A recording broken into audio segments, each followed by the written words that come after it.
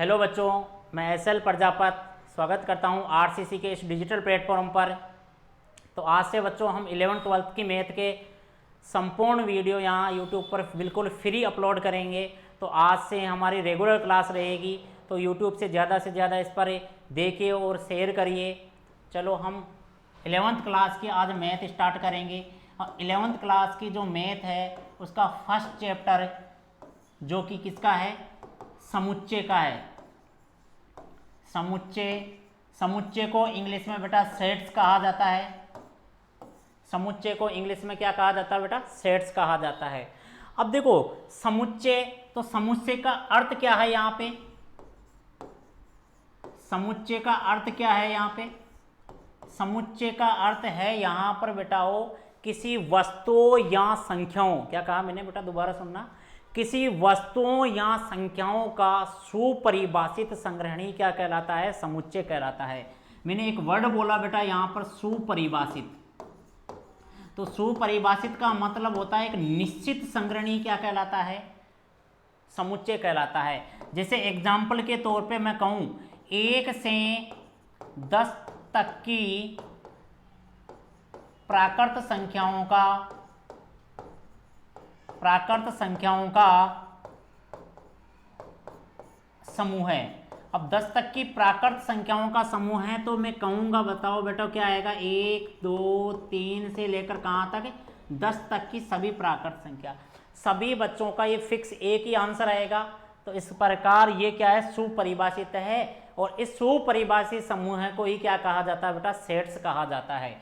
तो हम इसकी परिभाषा लिखते हैं। देखो परिभाषा दोबारा सुन लो, किसी वस्तुओं या संख्याओं का सुपरिभाषित संग्रहण ही क्या कहलाता है, समुच्चय कहलाता है। समुच्चय को इंग्लिश में क्या कहा जाता है बेटा, सेट कहा जाता है। तो देखो संख्याओं तथा वस्तुओं का सुपरिभाषित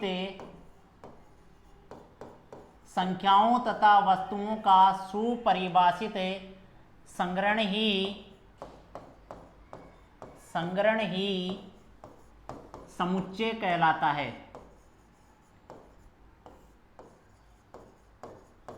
समुच्चय कहलाता है।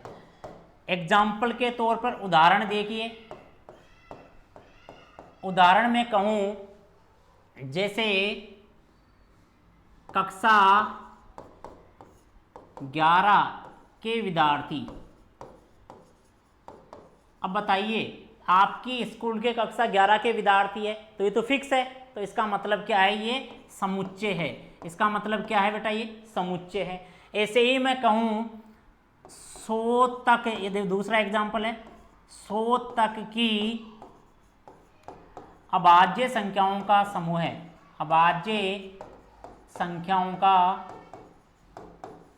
समूह है। तो बताइए ये समुच्चय है क्या, हाँ बेटा अभाज्य संख्या 100 तक की फिक्स है, तो इसका मतलब ये क्या है, समुच्चय है। आया समझ में यहाँ तक। समुच्चय की परिभाषा ये होती है कि संख्याओं तथा वस्तुओं का सुपरिभाषित संग्रहणी क्या कहलाता है, समुच्चय। चलो अब आगे देखिए। अब यहां पर एक वर्ड यूज होता है बेटा, अवयव। अवयव किसे कहते हैं, अवयव वो हो गए बेटा वस्तु या संख्या जो यूज में आ रही है, वो वस्तु या संख्याएं क्या कहलाती है बेटा, अवयव कहलाते हैं। जैसे मैं इस एग्जाम्पल में कहूं, किस एग्जाम्पल में, इस एग्जाम्पल में कहूं कि बताइए अवयव कौन कौन से हैं, तो अवयव बेटा यहां कौन कौन से आ जाएंगे, 2 3 5 7 11, आगे जो भी अभाज्य संख्याएं हैं 100 तक, वो सारे क्या होंगे, इस सेट्स के अवयव होंगे। चलो आगे देखिए। फिर यहां तक समझ में आया, समुच्चय की परिभाषा समझ में आ गई, हमने अवयव पर बता दिया। अब आगे ध्यान रखना, इन अवयवों को इस मंझले ब्रैकेट के अंदर रखा जाता है, में रखा जाता है। आई बात समझ में। जैसे अभी जो हमने एग्जाम्पल दिया था उसको ही देख लो, 2 3 5 7 जितनी भी अभाज्य संख्याएं हैं, कहाँ तक की बेटा 100 तक की जितनी भी अभाज्य संख्याएं हैं, इनको एक मंझले कोष्टक वाले ब्रैकेट में रखते हैं, उसे ही क्या कहते हैं, समुच्चय कहा जाता है। समुच्चय को किस में रखा जाता है, मंझले कोष्टक में रखा जाता है। नेक्स्ट देखिए, नेक्स्ट बात है हमारी कि जो अवयव है वो अंग्रेजी वर्णमाला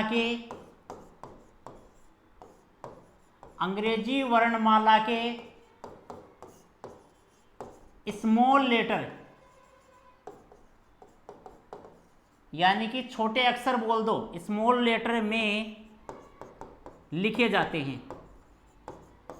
मतलब क्या हुआ इसका बेटा, मतलब क्या हुआ, मतलब ये हुआ कि अवयव को हमेशा किस में रखा जाता है, स्मॉल लेटर में।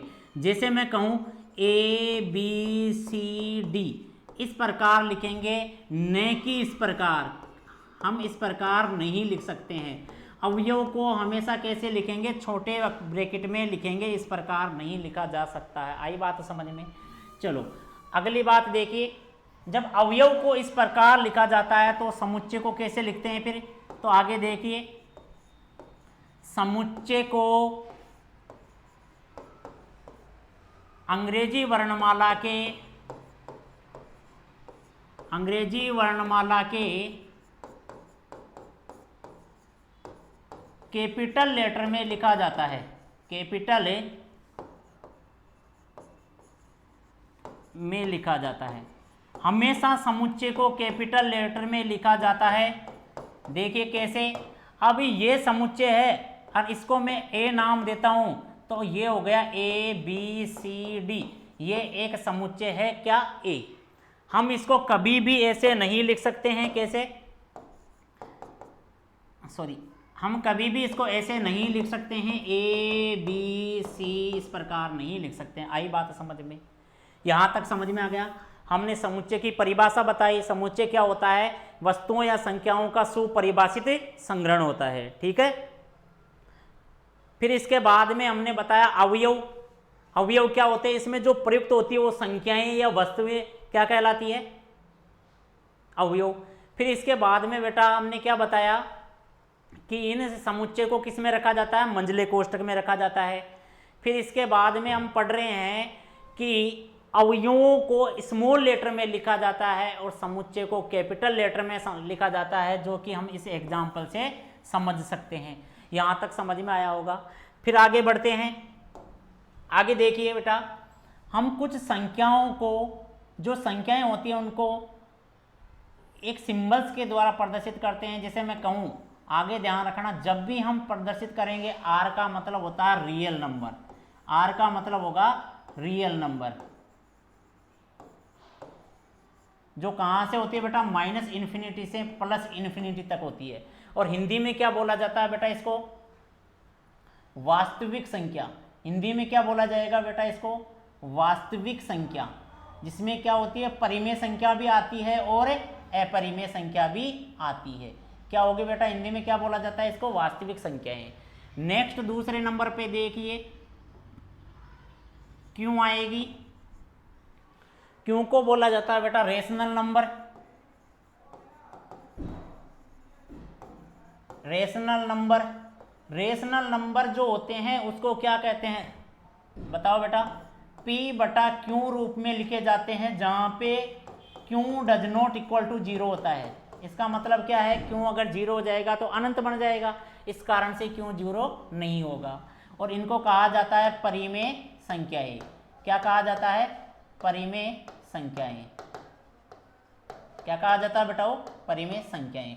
फिर इसके बाद में आती है QC। QC से हम इर्रेशनल नंबर को दर्शाते हैं, इर्रेशनल नंबर को दर्शाते हैं। इर्रेशनल नंबर बोले तो अपरिमेय संख्या, अपरिमेय संख्याएं। अपरिमेय संख्याएं कौन सी होगी, जो रूट में है या जिनका भाग देने पर फिक्स आंसर नहीं आता है, डैश डैश डैश डैश चलती ही रहती है। फिर इसके बाद में है बेटा Z या I, ये होती है बेटा integer number, integer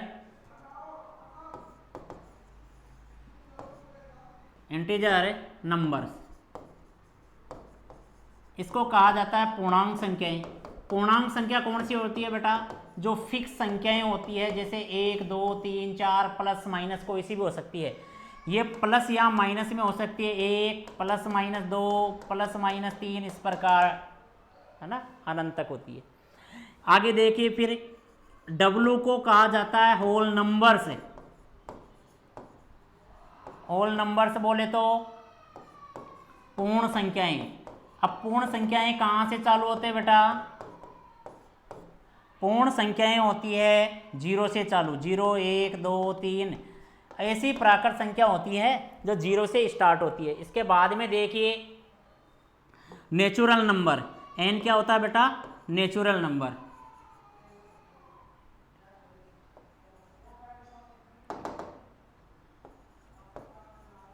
natural number, natural number को क्या कहा जाता है बेटा? प्राकृतिक संख्याएं। क्या कहा जाता है? प्राकृतिक संख्याएं। ये इस प्रकार जब भी हमारे पास इस प्रकार के सिंबल्स आएंगे तो हम पहचान जाएंगे कि ये कौन सी संख्याएं हैं। एक बार स्क्रीनशॉट ले लो। आगे बढ़ते हैं बच्चों। अब हमारे पास पता चल गया। अब जैसे ही मैं कहता हूं, यहां पे मैं 3-4 एग्जांपल्स देता हूं, अब वो बताना है समुच्चय है या नहीं है, समुच्चय है या नहीं, तो बताना बेटा। पहला क्वेश्चन हमारे पास है कि नहीं 10 विश्व प्रसिद्ध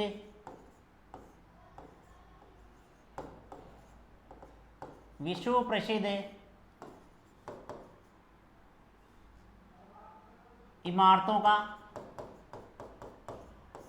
संग्रहण।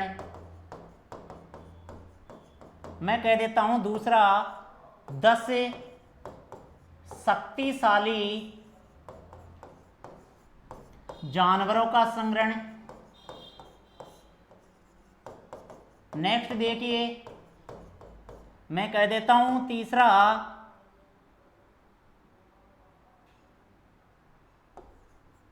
अभाज्य संख्याओं का संग्रहण। मैं कह देता हूं जैसे प्रेमचंद, इसको कवि लगा देते हैं, कवि प्रेमचंद की कविताओं का संग्रहण।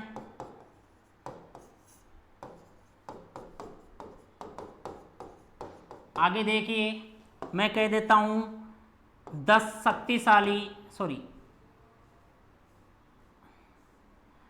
प्रसिद्ध वैज्ञानिकों के नाम।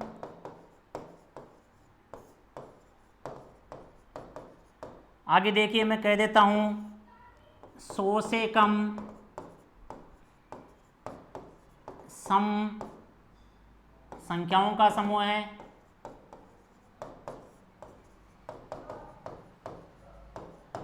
देखिए बेटा, इनमें हमें बताना है कि ये समुच्चय है या नहीं है। अब अपन समुच्चय की परिभाषा याद करेंगे तो बेटा समुच्चय की परिभाषा क्या होती है? मैंने शुरुआत में जैसे ही बताया था, तो वहां बताया था मैंने कि किसी वस्तुओं या संख्याओं का सुपरिभाषित संग्रहणी क्या कहलाता है बेटा? समुच्चय कहलाता है। किसी वस्तुओं या संख्याओं का सुपरिभाषित संग्रहणी क्या कहलाता है? समुच्चय। या दूसरी भाषा में बोले तो जितने भी बच्चे हैं वो सब इसको पढ़ रहे हैं, सबका आंसर अगर सेम ही मिले तो उसे कहते हैं समुच्चय।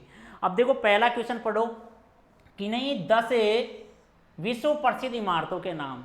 अब देखो, अगर मैं किसी जैसे 10 बच्चों को दे देता हूँ ये क्वेश्चन, अब 10 बच्चे को कोई जो इमारत अच्छी लगती है वो सबको 10 अलग अलग आंसर देंगे, इसका मतलब ये क्या है? समुच्चय नहीं है।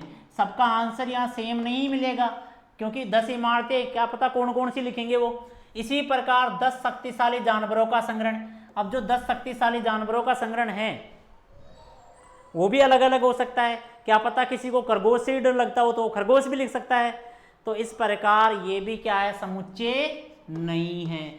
समुच्चय वो होता है बेटा जो फिक्स है, सभी को सेम ही आंसर आए और फिक्स क्या हो, संख्या हो, फिक्स वस्तुओं का संग्रहण हो, निश्चित हो, सुपरिभाषित हो। मैंने खूब सारे वर्ड बता दिए, याद रख लेना। अभाज्य संख्याओं का संग्रहण। अब बेटा अभाज्य संख्या क्या होती है, ऐसी संख्या जिसमें केवल खुद का ही भाग जाता हो, क्या कहलाती है, अभाज्य संख्या होती है। सबसे छोटी अभाज्य संख्या 2, 3, 5, 7, 11। अब बताओ कहाँ तक होगी, हमें पता ही नहीं है, अनंत तक होगी। अब अनंत तक होगी तो क्या ये सुपरिभाषित है, क्या फिक्स है क्या? हाँ बेटा है, समुच्चय तो है ना, लेकिन कौन सा आ जाएगा बेटा ये, बस शुरुआत तो यहीं से होगी। अपरिमित समुच्चय आएगा जो हम आगे जाके पढ़ेंगे बेटा, समुच्चय के प्रकारों में पढ़ेंगे। कवि मुंशी प्रेमचंद की कविताओं का संग्रहण, कवि मुंशी प्रेमचंद की कविताओं का संग्रहण, ये भी समुच्चय है। उसने फिक्स जितनी कविताएं लिखी है उनकी संख्या डिसाइडेड है, तो ये भी क्या है बेटा, समुच्चय है। आई बात समझ में? आगे देखिए 10 प्रसिद्ध वैज्ञानिकों का नाम। बेटा ये जब भी प्रसिद्ध या शक्तिशाली ऐसा वर्ड लग जाता है वो समुच्चय नहीं होता है। क्या पता सबका आंसर सेम हो या नहीं हो। 100 से कम समअभाज्य संख्या। अब 100 से कम समअभाज्य संख्या है, इसका मतलब हम बता सकते हैं यहाँ पे कौन कौन सी है, माइनस अंश से लेकर कहाँ तक, 100 तक की सारी समअभाज्य संख्या, सम संख्याओं को हम लिख सकते हैं। इसका मतलब ये समुच्चय है। शायद यहाँ से समुच्चय की परिभाषा समझ में आई होगी। समुच्चय की परिभाषा ये होती है कि सुपरिभाषित वस्तुओं या संख्याओं का संग्रहणी क्या कहलाता है बेटा, वो क्या कहलाता है, समुच्चय कहलाता है। चलो अब देखो किताब का पहला प्रश्न करते हैं अपन। किताब के पहले प्रश्न में दे रखा है, किताब का पहला क्वेश्चन है बेटा, इधर देखिए पहला क्वेश्चन है, जेड अक्षर से प्रारंभ होने वाले, पहले का पहला, जेड अक्षर से प्रारंभ होने वाले महीनों का समूह है। जेड अक्षर से प्रारंभ होने वाले महीनों का संग्रह। अब सुनो बेटा, जेड अक्षर से प्रारंभ होने वाले महीनों का संग्रह निकालना है। अब मैं इस प्रश्न को 10 बच्चों को देता हूं कक्षा 11 के, और कहता हूं बताओ बेटा सबका आंसर देकर क्या क्या लिखते हैं। तो सारे बच्चे क्या लिखेंगे, इस समुच्चय को ए मान लेते हैं माना, तो क्या लिखेंगे बेटा, जैसे चालू होने वाले जनवरी, हाँ जनवरी, फिर फरवरी नहीं आएगा, मार्च, अप्रैल, मई, जून और क्या आ जाएगा, जुलाई। क्या यही महीने आएंगे कि नहीं आएंगे? इसका मतलब ये 3 महीने फिक्स है, सुपरिभाषित है, सभी का सेम आंसर है। तो क्या आ जाएगा, ये समुच्चय है। क्या है बेटा, ये समुच्चय है। नेक्स्ट दूसरा क्वेश्चन देखिए, भारत के 10 सबसे शक्तिशाली लेखकों के नाम। भारत के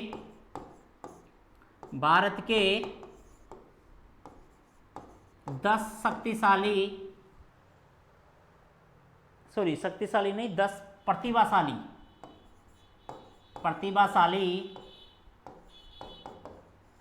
प्रतिभाशाली लेखकों के नाम। अभी थोड़ी देर पहले मैंने बताया कि जब भी सुपरिभाषित, प्रतिभाशाली, प्रसिद्ध ये वर्ड आ जाता है इसका मतलब वो समुच्चय नहीं होता है। क्यों नहीं होता है? क्योंकि यहाँ पर सबका आंसर क्या है, सेम नहीं आता है। क्या पता किसी को कौन सा अच्छा लगता हो, कौन सा अच्छा नहीं लगता हो, तो इसका मतलब ये समुच्चय नहीं है। एक वर्ड याद रख लेना बेटा, जब भी प्रतिभाशाली, प्रसिद्ध, सुप्रसिद्ध इस प्रकार के वर्ड आएंगे वो समुच्चय नहीं होगा। नेक्स्ट क्वेश्चन देखिए, विश्व के सर्वश्रेष्ठ 11 बल्लेबाजों का संग्रहण। इसका मतलब यहां भी क्या है, सर्वश्रेष्ठ वर्ड आ रहा है, सर्वश्रेष्ठ वर्ड आ रहा है। 11 बल्लेबाजों का संग्रहण, 11 बल्लेबाजों का संग्रहण। इसका मतलब ये भी क्या है बेटा, समुच्चय नहीं है। क्यों नहीं है? क्या पता किसी को सचिन अच्छा लगता हो, किसी को कोहली अच्छा लगता हो, तो सबका अलग अलग आंसर होगा। किसी को हरमनप्रीत अच्छी लगती हो, मिताली अच्छी लगती हो, तो वो उनके नाम लिखेंगे। तो सबका आंसर सेम नहीं हो सकता, सुपरिभाषित नहीं हो सकता, इस कारण ये भी समुच्चय नहीं है। अब देखो बेटा, आपकी कक्षा के सभी बालकों का संग्रह। नेक्स्ट क्वेश्चन है, आपकी कक्षा के सभी बालकों का संग्रह। अब एक बार सोचिए बच्चों, क्या आपकी कक्षा के विद्यार्थी, अब देखो मैं एक बात बताता हूं, इसमें मैं तुम्हें एक बात कहना चाहता हूं कि आपकी कक्षा के बालकों का संग्रह है। अब मैं तुम 10 जनों को, 10 विद्यार्थियों को ये प्रश्न देता हूं, क्या सभी का आंसर सेम आएगा? हाँ। जैसे किसी कक्षा में 15 विद्यार्थी है तो वो लिखेगा, सभी बच्चे लिखेंगे कि सर मेरी क्लास में 15 है, 15 है, 15 है, 15 है। इसका मतलब सुपरिभाषित है, फिक्स है, तो ये क्या होगा बेटा? समुच्चय होगा। ये क्या होगा? समुच्चय होगा। इसका मतलब फिक्स है, तो ये क्या है? समुच्चय है। नेक्स्ट देखिए बेटा, 5वां क्वेश्चन फिर आ गया, 100 से कम सभी प्राकृत संख्याओं का समुच्चय। 100 से कम सभी प्राकृत संख्याओं का समुच्चय।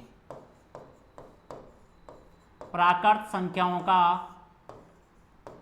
संग्रहण बोल दो चाहे समुच्चय बोल दो, एक ही बात है।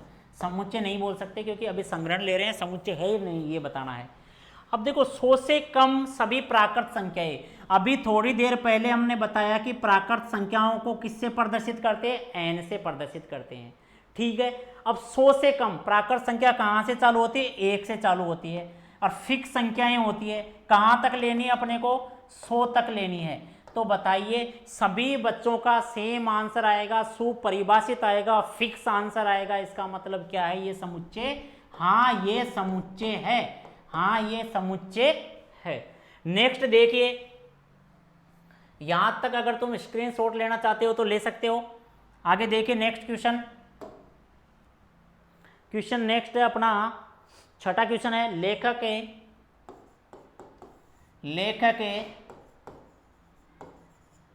प्रेमचंद,